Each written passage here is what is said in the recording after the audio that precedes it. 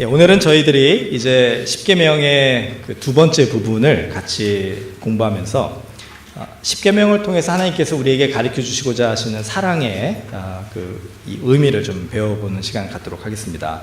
지난주에 저희가 첫 번째 네 계명을 배웠죠. 그러면서 하나님의 사랑, 하나님을 사랑하는 것은 무엇인가, 이 네 가지의 계명을 통해서 저희들이 좀 그 의미를 깊이 한번 살펴보고 또 묵상해 봤습니다. 자, 오늘은 이제 그 다섯 번째부터 열 번째 계명에 대해서 같이 살펴보면서 이웃을 사랑한다라는 것은 무엇인가, 이 십계명을 통해서 어떻게 우리가 이웃을 사랑하기를 가르쳐 주기를 원하시는가를 같이 한번 배워보는 시간 갖도록 하겠습니다. 여러분, 이웃을 사랑하라라는 그런 계명이 우리가 참 지켜야 되고 우리 삶 속에 실천해야 된다는 건 잘 알지만 어떤 때는 너무나 광범위하고 구체적으로 어떻게 하는 것이 이웃을 사랑하는 것인가라는 질문을 해보게 됩니다. 예수님께서 가르쳐 주신 그 여러 가지 이웃 사랑에 대한 계명들을 우리가 이렇게 생각해 보면서 그것을 이제 우리가 실천하는 것은 조금 나름대로 우리가 그 여러 가지 예들을 많이 주셨기 때문에 쉬워요. 그런데 이 구약에 나와 있는 이 십계명의 그 이웃 사랑은 어떻게 보면 좀 우리가 율법적이다라고 이렇게 생각하게 될 때가 많이 있습니다. 그런데 제가 오늘 좀 여러분들에게 같이 나누고 싶은 부분은 십계명의 이 다섯 번째부터 열 번째 계명이 예수님이 가르쳐 주신 계명들보다 더 지키기가 쉽다라는 부분이에요. 제가 한번 말씀을 드릴게요. 다섯 번째부터 쭉 얘기를 하겠습니다. 내 부모를 공경하라, 살인하지 말라, 간음하지 말라, 도적질하지 말라, 거짓 증거하지 말라, 내 이웃의 소유를 탐내지 말라. 어쩌면은 저희 중에 이 다섯 번째부터 열 번째 계명을 정말 내가 열심히 지켜보겠다 결심하면 여러분 중에 이것을 다 지키면서 그 평생 사실 수 있는 분도 있지 않을까라는 생각을 해봅니다. 뭐 마음만 먹으면 부모를 공경하거나 살인하지 않거나 간음하지 않거나 도둑질하지 않거나 거짓 증거하지 않거나 이웃의 소유를 탐내지 않거나 우리가 정말로 마음을 결심하고 이렇게 살려고 노력하면 그게 되지 않을까요? 예수님께 찾아온 그 부자 청년이 예수님의 이 계명을 지키면서 살라라고 했을 때 그렇게 얘기하지 않습니까? 내가 어려서부터 그 계명들을 잘 지키면서 살아왔습니다. 그러니까 우리는 그것이 그 착각이라고 생각을 했는데 말씀을 좀 깊이 다시 한번 돌아보면은 이 십계명만을 얘기한다면, 이 다섯 번째부터 열 번째 계명만을 얘기한다면 이 청년이 과장한 것이 아니라 실제로 정말 나름대로 지키면서 그렇게 살아왔을 수도 있다라는 그런 생각을 해보게 됩니다. 자, 여기에서 이제 우리가 이 성경을 깊이 묵상을 하면서 하나씩 이 성경의 잘못된 오해들을 풀어가는 것이 중요한 것 같아요. 우리가 십계명이 어렵게만 느껴지는 이유 중에 또 한 가지는 뭐냐면 십계명의 특별히 이 다섯째부터 열 번째 계명이 우리가 무엇을 하여야 하나님께서 원하시는 거룩한 삶, 율법을 지키는 삶을 살 수 있는 것인가라고 우리가 접근하기 때문이다라는 거예요. 하나님께서 이 십계명을 주신 그 이유를 이 성경 전체적으로 우리가 살펴보면요, 무엇을 하여야 율법을 지키느냐 이걸 가르쳐 주시기 위함이 아니라 우리가 어떤 마음을 가져야지 하나님이 우리를 기뻐하시는가 이거를 가르쳐 주시기 위함이다라는 것입니다. 그래서 다섯 번째부터 열 번째 이 이웃의 사랑의 계명도 마찬가지예요. 우리가 어떤 일들을 해야지 이웃을 사랑하는가 여기에만 우리가 집중을 하다가 보면은 우리도 모르게 우리가 율법적으로 이 십계명에 접근하게 된다는 것이죠. 그 대신에 이웃을 향한 어떤 마음을 가져야 우리가 하나님이 기뻐하시는 이웃 사랑을 할 수 있는가 이렇게 생각을 해보면 이 다섯 번째부터 열 번째 계명에 아주 큰 하나님의 이 은혜의 비밀이 있는 것을 발견하게 됩니다. 오늘 같이 이제 이 관점에서 이 다섯 번째부터 열 번째 계명을 좀 하나씩 우리가 같이 배워보는 시간을 갖도록 하겠습니다. 자, 먼저 우리가 생각해야 되는 것은 이 다섯 번째부터 열 번째 이웃 사랑의 이 계명은 관계의 법칙을 가르쳐 주시기 위함이다라는 거예요. 여러분, 우리가 관계를 맺어가면서 살아갈 때 어떤 하나님의 법칙을 우리가 배우고 그것을 실천하며 살아가야 되는가? 우리의 마음속에 이것이 깊게 뿌리내리면은요, 우리도 모르게 그 하나님이 기뻐하시는 관계가 형성이 되기 시작한다는 것이죠. 그 첫 번째로 말씀해 주신 것이 바로 내 부모를 공경하라 라는 말씀이에요. 저를 좀 따라해 주세요. 내 부모를 공경하라. 네. 여러분 열심히 부모를 공경하며 살고 계십니까? 우리 옆에 계신 분들에게 한번 물어볼까요? 부모를 공경하십니까? 이렇게 좀 찔리게 먼저 여쭤봐 주시기 바랍니다. 예, 이제 부모님께 자주 전화드리지 못하시는 분들은 좀 마음에 약간 좀 도전이 되시겠는데, 여러분 한번 생각해 보세요. 우리가 태어나면서 죽을 때까지 혼자 살 수 있는 사람은 없습니다.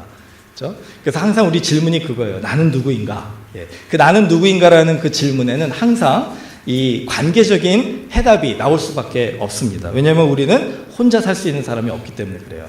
하나님은 좀 다르시죠. 하나님은 혼자 존재하실 수 있는 분이에요. 그래서 출애굽기 3장 13절에 모세가 이렇게 질문하지 않습니까? 하나님, 이스라엘 백성들이 누가 나를 보냈습니까? 라고 물어보면 어떻게 대답해야 될까요? 그랬더니 하나님이 뭐라고 얘기하시냐면 이스라엘 자손에게 가서 말하기를 나는 스스로 있는 자이니라. 또 이르시되 너는 이스라엘 자손에게 이같이 이르기를 스스로 있는 자가 나를 너희에게 보내셨다 하라. 자, 이 스스로 있는 자, I am, I am who I am 이렇게 영어로 번역이 되어 있죠. 그 스스로 있는 자가 바로 하나님의 이름이다라고 하는 이유는 하나님은 다른 사람 때문에 존재한 다른 어떤 개체 때문에 존재하는 분이 아니라 I am 혼자 존재할 수 있는 분이다라는 거예요. 그러니까 하나님은 창조되신 분이 아니라 영원부터 영원까지 혼자 스스로 존재하시는 분이기 때문에 I am으로도 하나님의 존재를 설명하기가 충분하다. 스스로 있는 자라는 것이 바로 하나님의 이름이다라는 것이죠. 그런데 우리들은 다릅니다. 여기 계신 모든 분들은 스스로 존재할 수 없는 사람들이에요. 예, 하나님이 우리를 그렇게 창조해 주셨어요. 한번 생각해 보세요. 우리가 어머니의 뱃속에서 있을 때부터 우리는 관계를 통하여 교통하면서 우리가 성장을 한다는 거예요. 우리가 뱃속에서는 어머니와의 그 감정에 통해서 또 여러 가지 방법을 통해서 대화를 나누지 않습니까? 그리고 태어나면은 어떻습니까? 아버지와의 관계를 시작을 한다는 거죠. 그래서 우리가 아버지와 어머니는 우리가 태어날 때부터 처음으로 인간의 관계를 맺기 시작하고 인간의 관계를 배울 수 있는 그런 그 대상이 된다라는 것이에요. 그렇기 때문에 십계명에 하나님께서 이 인간의 관계를 설명해 주시고 인간의 관계 속에서 우리가 가져야 되는 마음이 무엇인가를 설명해 주시기 위해서 부모를 공경하라고 얘기를 해주신 것 같아요. 그것이 이 부모와 우리의 관계가 모든 사람들이 다 부모가 있지 않습니까? 부모와 우리의 관계는 인간과 인간의 관계를 상징해 주는 대표적인 그런 의미가 있다라고 할 수가 있습니다. 그렇기 때문에 여기서 이제 공경하다라는 그 의미를 좀 우리가 살펴봐야 돼요. 여러분, 이 공경하다라는 그 뜻이 무엇인가? 제가 사전을 보니까 한글 의미는 공손히 받들어 모시다, 존경심을 갖고 예의를 갖추는 것, 이렇게 설명이 되어 있더라고요. 예, 굉장히 좋은 표현인 것 같아요. 공경하다, 존중하다, 뭐 이런 표현이겠죠. 이 공경하다, 이 부모를 공경하라 해서 이 공경하다라는 그 단어가 이 출애굽기에 나와 있는 이 원어는 카베드라는 단어로서 그 원어적인 의미로만 따지다면요, 이게 무겁게 하다라는 뜻이 있습니다. 무겁게 하다. 예. 이게 이제 동사인데 이 명사형으로는 그 카보드라는 단어로서 이렇게 영광, 우리가 하나님의 영광 이렇게 얘기를 할 때 그 영광이 바로 이 공경하다에 쓰여진 카베드의 그 명사형으로 카보드라는 단어라고 생각하시면 그냥 같은 의미라고 생각하시면 돼요. 자, 그래서 출애굽기 5장 9절을 보면은 이런 말씀이 있습니다.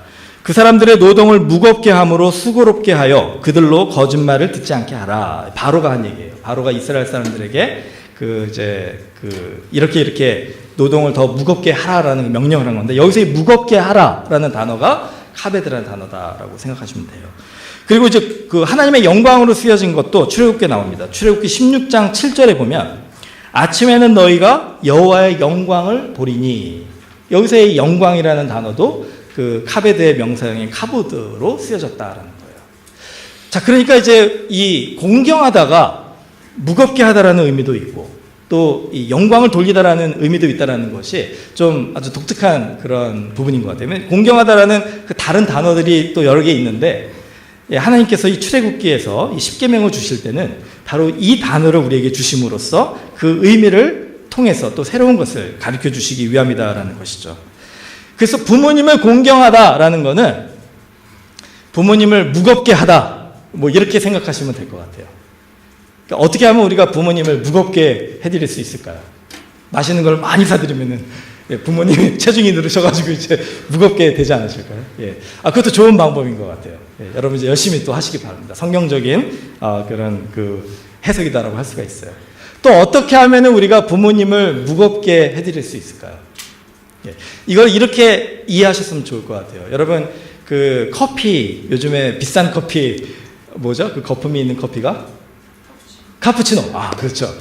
커피를 좋아하셔가지고 카푸치노 보시면은 그 거품이 있잖아요, 위에. 그렇죠? 그 거품이 왜 위에 있을까요? 거품은 물보다 가볍기 때문에 그렇겠죠. 그런데 무거운 돌, 뭐 금, 은, 뭐 이런 것들은 물속에 집어넣으면 어떻게 됩니까? 가라앉죠. 깊이 가라앉죠. 여러분과 제가 우리 부모님을 생각하는 마음의 태도는 거품과 같습니까? 아니면 무거운 금과 같습니까? 무겁게 하라라는 의미가 그런 의미로 이해하면 좀 쉬울 것 같아요. 우리의 마음에 우리의 부모님을 향한 공경하는 마음이, 부모님을 향한 마음이 정말 거품과 같이 가벼워서 그냥 바람만 불면 확 사라지는, 정말 있으나 마나한 그런 느낌의 그런 마음이 아니라, 우리가 부모님을 생각하는 마음이 정말 돌을 집어넣었을 때 물속 깊이 가라앉는 것처럼 우리가 태어날 때 우리를 있게 해주신 그 은혜, 또 우리를 위하여 희생해 주시고 우리를 사랑해 주시고 우리를 정말 돌봐주신 그 부모님의 사랑과 은혜가 우리 마음 깊이 가라앉아 정말 중심에 있게 하라는 거예요. 그게 무겁게 하라는 의미인 것 같아요. 그렇게 부모님을 사랑하는 마음, 부모님을 존중하는 마음이 우리 마음속 깊이 무겁게 자리 잡고 있을 때, 그때 우리가 그것을 통해서 부모님께 영광을 돌릴 수 있고 부모님을 존경하고 존중하고 공경할 수 있게 된다. 이것이 바로 이 부모님을 공경하라는 그 단어를, 이 카베드라는 단어를 쓰신 이유가 아닐까 이렇게 생각을 해봅니다. 여러분, 이건 하나의 예라 그랬잖아요. 부모님을 공경하라라는 것은 우리가 서로가 서로를 대하는 마음의 상징이다라고 생각하시면 돼요. 여러분, 우리가 우리의 이웃을 대할 때도 동일한 마음으로, 이 무겁게 하라라는 그런 동일한 마음으로 서로를 대하는 것이 기독교인의 자세다라는 것입니다. 어떻게 하면은 우리의 인생에서 이런 관계를 맺을 수 있을까? 이제 어떻게 보면은 하나님께서, 이제 주님께서 우리에게 성령으로 그 사랑의 마음을 심어주실 때 그 마음을 통해서 우리가 하는 것이 중요하다라는 것이죠. 그게 바로 이제 그 다음 계명에 좀 연결되는 부분인 것 같아요. 다음 계명에 뭐라고 되어 있냐면 살인하지 말라. 여러분, 살인하지 마시기 바랍니다. 살인하면 큰일 나죠. 솔직히 말해가지고 여기 계신 분들 중에 죽을 때까지 살인하지 말라는 계명은 잘 지키고 사실 수 있지 않을까요? 그렇지 않으시면 큰일 나죠. 그런데 여기서 우리가 한 가지 생각해야 되는 것은 이 십계명에 살인하지 말라는 거는요, 사람을 죽이는 것만을 얘기하는 게 아니라는 거예요. 어떤 분은 이걸 이렇게 이해를 하세요. 사람을 실제로 죽이지 않는 것만 하지 않으면 이 계명을 지키는 것이다. 그러면은 정말 내 마음속에 살인까지는 가지 않지만 내가 원수라고 생각하는 사람들에게 해를 주고 막 상처를 주고 아프게 하고 그 사람들을 막 힘들게 하는 거는 괜찮다라고 생각을 할 수 있을까요? 그렇지 않죠. 하나님께서 여기에서 살인하지 말라라고 얘기하는 거는 이 관계의 법칙 속에서 원수와의 관계를 우리가 어떻게 해야 되는가, 해결해야 되는가를 가르쳐 주시는 거예요. 여러분, 원수의 기준이 뭘까요? 이웃과 원수의 이 경계가 뭘까요? 바로 우리 마음에 있다라고 생각을 합니다. 우리 마음에 그 미움을 우리가 어떻게 다스리느냐가 누가 이웃이고 누가 원수를 결정하는 것 같아요. 어떤 때는 이웃이 원수가 되기도 하고 원수가 이웃이 되기도 하고 하루에도 몇 번 왔다 갔다 하기도 하고 막 그렇지 않습니까? 이게 왜 그러냐면은 우리의 마음속에 있는 이 미움이 어떤 사람들은 우리의 이웃으로 생각하게 하고 어떤 사람들은 우리의 원수로 생각하게 하기 때문에 그렇습니다. 여러분이 만약에 원수라고 생각하는 사람들이 있다라고 한다면 그 원수들은 하나님께 심판을 받아도 마땅하다라고 생각을 할 수도 있고 또 그 원수들에게 안 좋은 일이 생기고 해가 생기고 실제로 죽음을 당한다 할지라도 그것은 괜찮은 일이다. 그것은 오히려 우리가 기뻐할 일이다. 이렇게 생각하게 되기도 한다는 거예요. 정말 미워하는 마음이 가득하다면요. 제가 그 이라크 전쟁 때 여러분 혹시 그 동영상 보신 분 계실지도 모르겠는데 그 유튜브에 보면 이런 동영상이 있어요. 이라크 때 전쟁 때 미사일이 이제 그 이라크 사람들이 모여 있는 숨어 있는 곳을 이렇게 공격을 하는데 그 미사일 끝에 카메라가 달려져 있는 거예요. 그래가지고 이제 먼 데서 미사일을 쏴가지고 그 이라크 사람들이 모여 있는 곳에 미사일이 떨어지는 순간까지, 그래서 거기 사람들이 죽는 순간까지를 이제 카메라로 이렇게 그 전송된 것을 누가 그거를 이제 유튜브에다 올린 겁니다. 근데 이제 재밌는 거는 저희들이 이제 제가 이제 그 군대를 제대하고서 이제 아마 얼마 되지 않았을 때였던 것 같아요.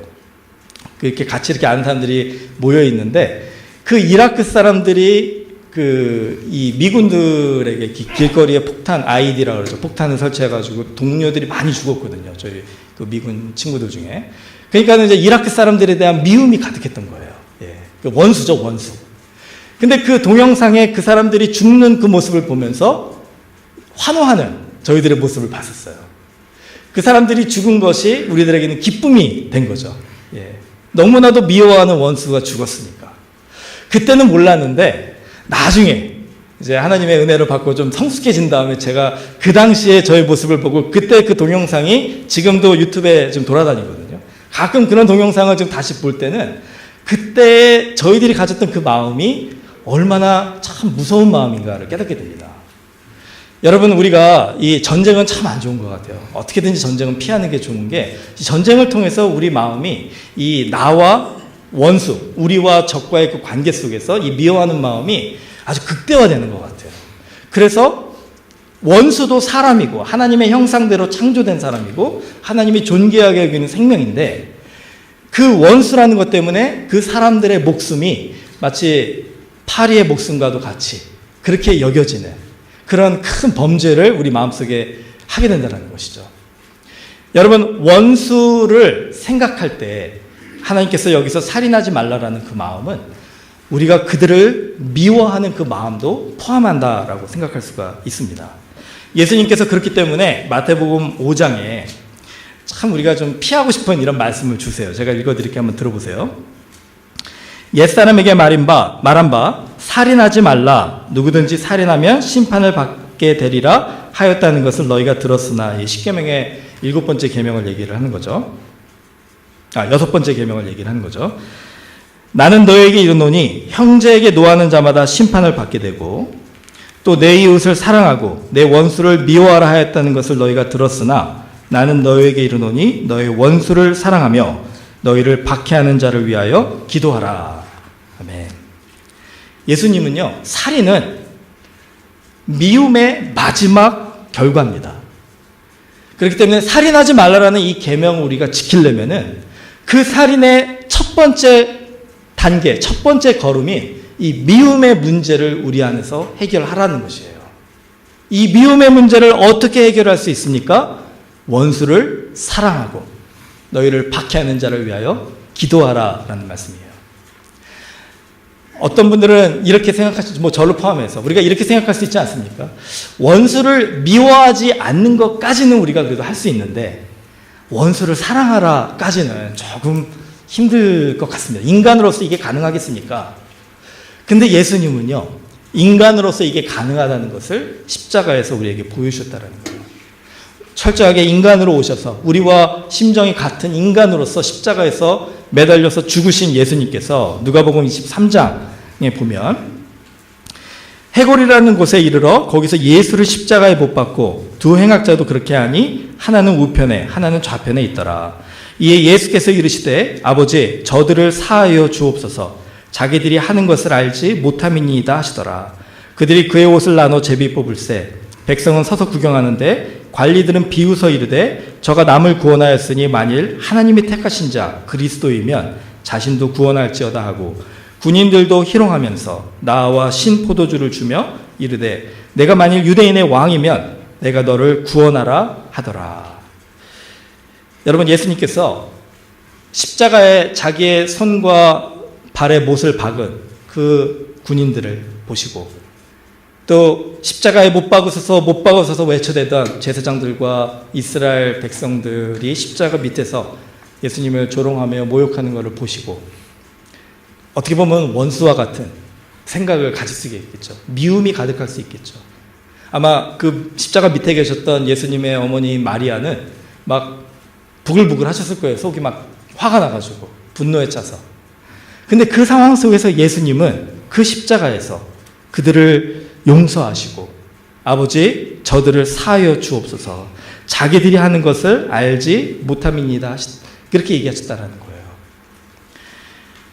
더 황당한 거는요, 이렇게 얘기하시는 것도 저희들이 참 감당하기 어려운데 그렇게 얘기하시면은 그 십자가 밑에 있던 사람들이 감동을 해가지고 야 우리가 잘못했구나, 저렇게 이렇게 원수까지도 사랑하는 저 예수님을 우리가 십자가에 못 박았구나 회개하면서 나오면 너무 좋은데, 오늘 말씀 보시면은요 그 일이 그렇게 예수님이 저들을 사하여 달라고 기도하시고 저들을 용서하신 후에도 백성들은 비웃고 군인들은 희롱하고 신포도주를 갖다 대며 조롱하고 모욕하는 그런 일들을 했다라는 거예요. 여러분, 원수를 사랑하라라는 것이 얼마나 어렵다라는 것을 예수님이 십자가에서 보여주셨지만 그것이 또 가능하다는 것을 십자가에서 보여주신 것 같습니다. 어떻게 하면 우리도 예수님처럼 이렇게 원수를 사랑할 수 있을까요? 첫 번째는요, 오늘 제가 좀 도움이 되실 그런 이 방법을 좀 가르쳐 드릴게요. 자, 어떻게 하면 우리가 원수를 사랑할 수 있는가? 첫 번째는 그 원수와 나와의 이 틀어진 관계, 이 해결돼야 되는 이 관계에서 여러분이 자유하시면 돼요. 어떻게 자유하시느냐? 그 원수와 나와의 관계가 아니라 그 원수와 하나님과의 관계로 만드시는 거예요. 예수님이 그러셨어요. 예수님이, 물론 예수님도 그들을 용서하셨겠지만 여기서 기도하시는 거는 아버지여 저들을 사하여 주옵소서. 그렇죠? 예수님과 그 예수님을 십자가에 못 박고 조롱하는 사람들과의 관계가 아니라 예수님의 아버지, 하나님 아버지와 그들의 관계로 만드셔서 하나님이 그들을 용서해 달라고 이렇게 지금 기도하셨다는 거예요. 여러분, 우리가 정말로 원수를 사랑하려면은 이 작업을 해야 된다는 거예요. 나와 저 사람의 관계에만 집중하다 보면 그 사람이 미워하는 이 마음을 우리가 극복할 수가 없습니다. 그런데 대신에 그 사람과 나와 함께 하시는 하나님과의 관계로 만들어버리시고 그 사람의 문제를 하나님께 그냥 맡겨버리시는 거예요.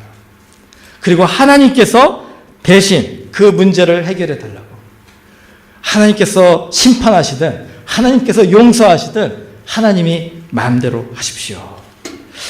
이 로마서에 보면은요 12장 19절에 보면 이런 말씀이 있습니다. 바울이 이 원수의 문제를 해결하지 못하는 사람들이 이 로마 교회에 많이 있었나 봐요. 그러니까 이렇게 얘기를 합니다. 내 사랑하는 자들아, 너희가 친히 원수를 갚지 말고 하나님의 진노하심에 맡기라. 기록되었으되 원수 갚는 것이 내게 있으니 내가 갚으리라고 주께서 말씀하시니라.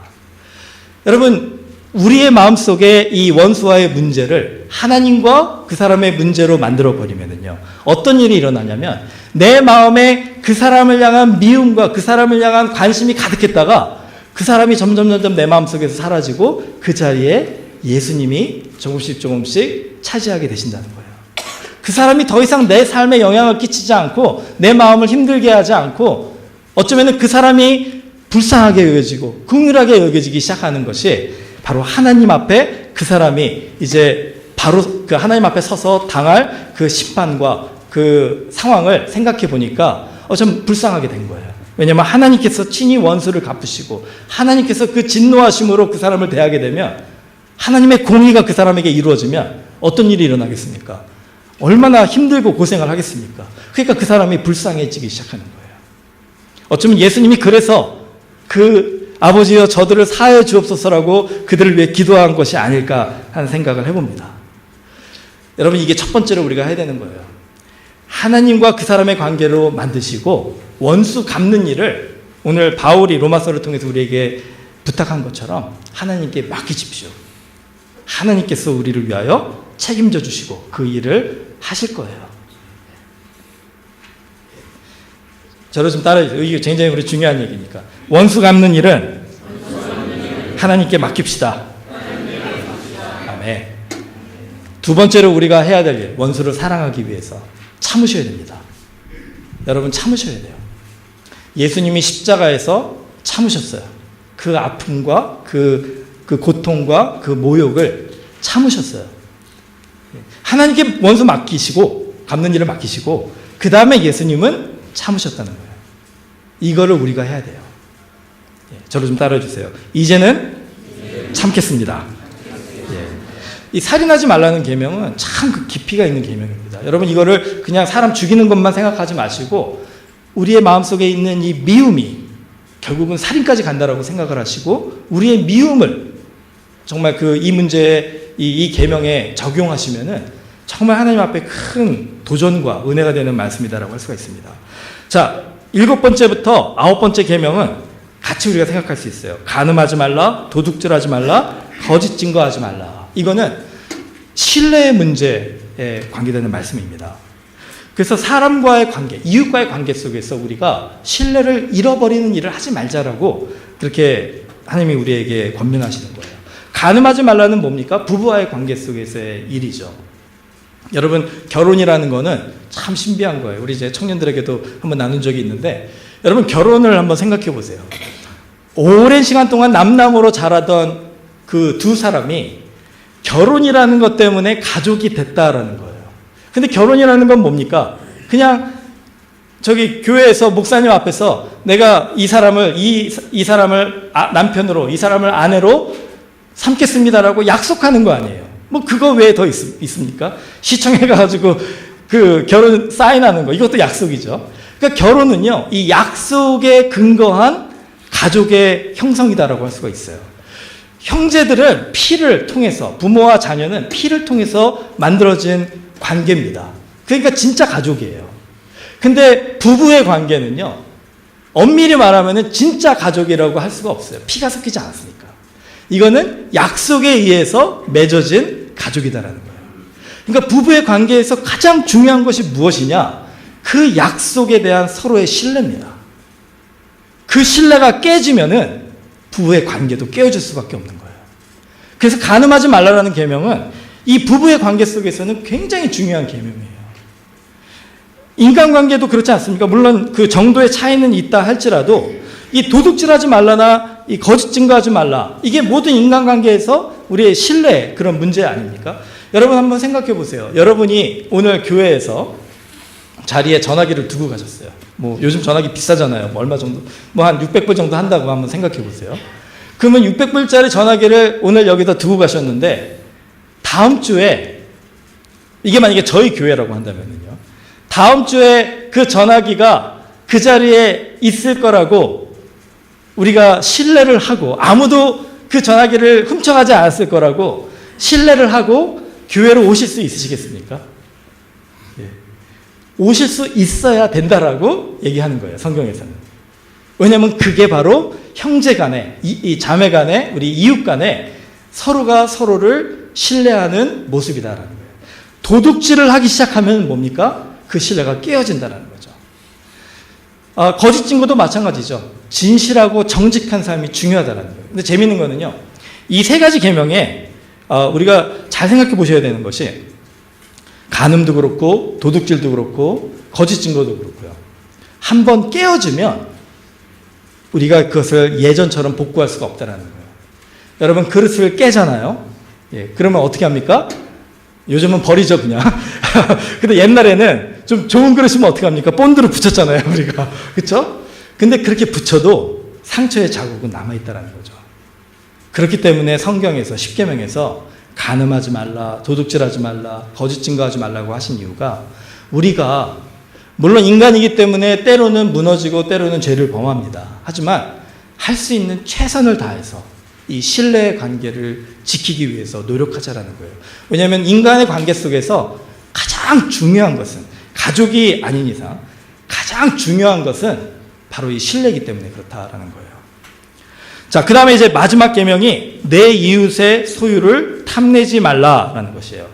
자, 이거는 뭐냐면은 이 욕심에 관계되는 부분입니다. 예, 욕심. 여러분 욕심 있으십니까? 예, 우리 사람들이 이 욕심의 문제가 그리고 이제 교만의 문제, 이 두 가지 문제가 가장 큰 문제인 것 같아요. 왜 그런 줄 아십니까? 이게 바로 죄의 근원이기 때문에 그렇습니다. 저를 좀 따라주세요. 죄의 근원은 교만과 욕심입니다. 네. 여러분 창세기에 가장 먼저 나오는 죄가 아담과 하와의 죄지 않습니까? 아담과 하와의 죄를 보시면 바로 이 교만과 욕심의 죄예요. 아담과 하와가 왜 선악과를 먹었습니까? 하나님과 같이 될 거다라고 사단이 얘기한 것에 그 마음속에 하나님과 같이 되고자 하는 교만이 있었다는 거예요. 예. 나도 하나님처럼 될 수 있다라는. 그 다음에 아담과 하와가 선악과를 보니까 어땠어요? 보암직도 하고 먹음직도 하고 지혜롭게 할 만큼 탐스러웠다라고 그러잖아요. 그러니까 마음속에 이 욕심이 생긴 거예요. 그 선악과를 먹고 싶은 그런 먹으면 얼마나 행복할까 하는 그런 탐심과 욕심이 생긴 겁니다. 이 교만과 욕심의 죄가 인간의 첫 번째 죄였다면요. 그 가장 큰 두 번째 죄는 뭡니까? 살인이잖아요. 그 살인의 죄도 교만과 욕심에서 나왔다는 거예요. 가인이 왜 아벨을 죽였습니까? 가인은 곡식을 제물로 바쳤고 아벨은 양을 제물로 바쳤는데 아마 가인이 그 곡식을 제물로 바칠 때 뭔가 마음속에 하나님과 해결하지 못한 부분이 있었던 것 같아요. 죄가 있었던 것 같습니다. 그러니까 하나님이 가인의 제물은 받지 않았어요. 그러니까 이 가인이 아벨의 그 제물은 하나님이 기뻐 받으시고 자기의 제물은 받지 않으니까 아벨보다 내가 못난 게 뭐가 있어 하면서 아벨을 향한 교만의 마음을 가지게 된 거예요. 그리고 또 하나님이 아벨을 사랑하시고 정말 아끼시는 그 모습을 보면서 그 아벨의 사랑받는 그 자리가 탐스러웠던 거예요. 나도 하나님께 이렇게 사랑받고 싶은데 자기 죄의 문제를 해결하고 하나님과의 관계로 회복하면 그도 그렇게 될 수 있는데 아벨 때문에 되지 못한다고 생각하고 아벨을 없애버리려고 했던 것이죠.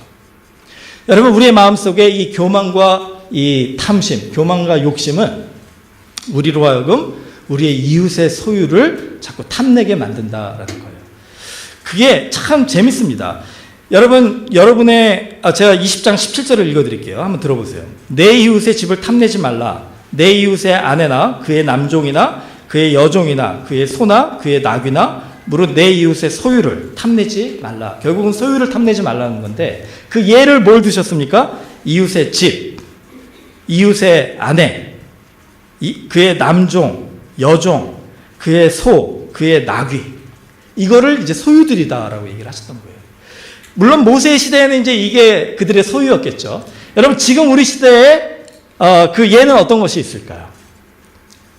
여러분 우리들의 이웃의 소유를 보면서 우리가 탐심을 가지게 될 때 이웃의 어떤 모습을 보면서 여러분의 마음속에 욕심이 생기게 됩니까? 탐심이 생기게 됩니까? 그거를 가만히 생각해 보시면은 이 십계명의 10번째 계명이 우리의 하루하루에 끊임없이 우리에게 오는 도전이고 우리 하나님께서 우리에게 주신 명령이다라고 할 수가 있습니다. 아마 이 문제를 여러분이 정말 하나님 안에서 해결하시고 여기에서 자유로워지시면은 여러분 삶이 참 행복해지실 거예요. 그 탐심은요, 여러분이 이웃의 소유가 무엇이든지 간에 그것을 여러분이 욕심을 부리게 되는 거는 여러분이 없어서가 아니라는 거예요. 여러분의 필요한 부분들, 일용할 양식은 하나님께서 충분하게 공급해 주시는데 그럼에도 불구하고 이웃의 것들을 바라보면서 항상 우리가 욕심을 부리게 된다는 것이죠. 바울이 이 부분을 빌립보서 4장에서 이렇게 얘기를 합니다. 4장 11절에 13절 내가 궁핍함으로 말하는 것이 아니니라 어떠한 형편에든지 나는 자족하기를 배웠노니 나는 비천에 처할 줄도 알고 풍부에 처할 줄도 알아 모든 일 곧 배부름과 배고픔과 풍부와 궁핍에도 처할 줄 아는 일체의 비결을 배웠노라. 내게 능력 주시는 자 안에서 내가 모든 것을 할 수 있느니라. 아멘. 바울이 여기서 뭘 얘기하냐면은 우리가 가지고 있는 소유가 우리의 행복을 결정해 주지 않는다는 거예요.